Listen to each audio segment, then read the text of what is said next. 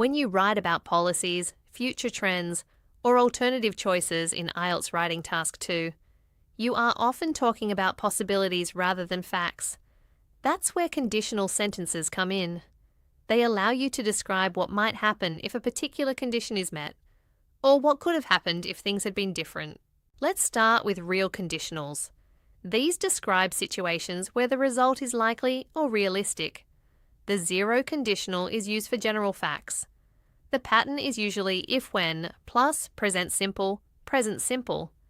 For example, if water is heated to 100 degrees, it boils.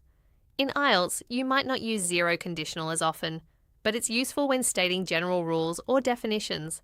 The first conditional is much more common in essays. It describes a likely result in the present or future. The pattern is if plus present simple will plus base verb. For example, if the government invests in environmental education programs, more people will know how to recycle and reduce their waste. This structure is perfect when you are talking about what will happen if a government or individual takes a particular action. You can expand first conditionals into compound complex sentences to add more results or details. For instance, if the government invests in environmental education programs, there will be a reduction in the amount of arable land used as landfill, and more people will know how to recycle and reduce their waste.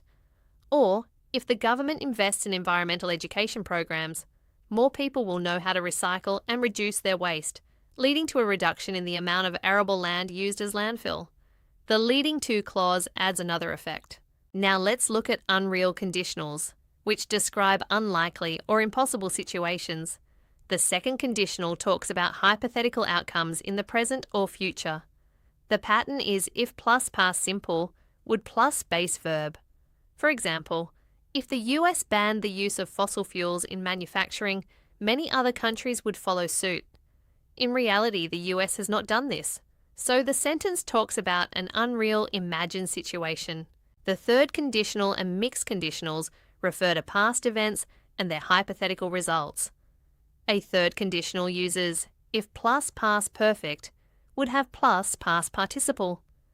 For example, if the US had banned the use of fossil fuels when they learned of their dangers, global temperatures would not have risen to their current alarming levels.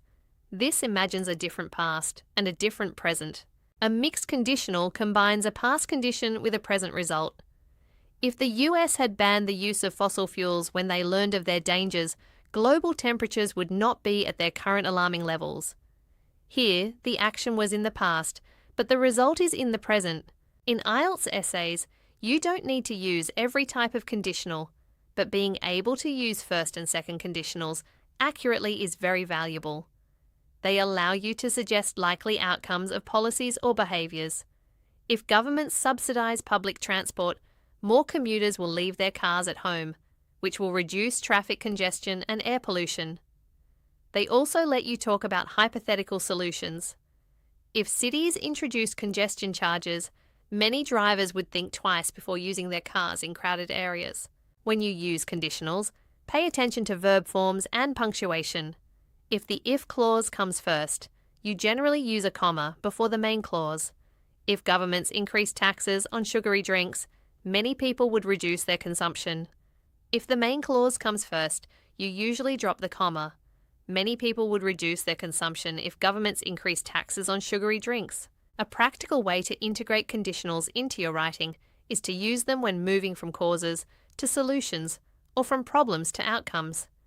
After describing a problem, ask yourself, what would happen if we changed this? Then write a conditional sentence to express that. This not only improves your grammar variety, but also makes your argument more analytical.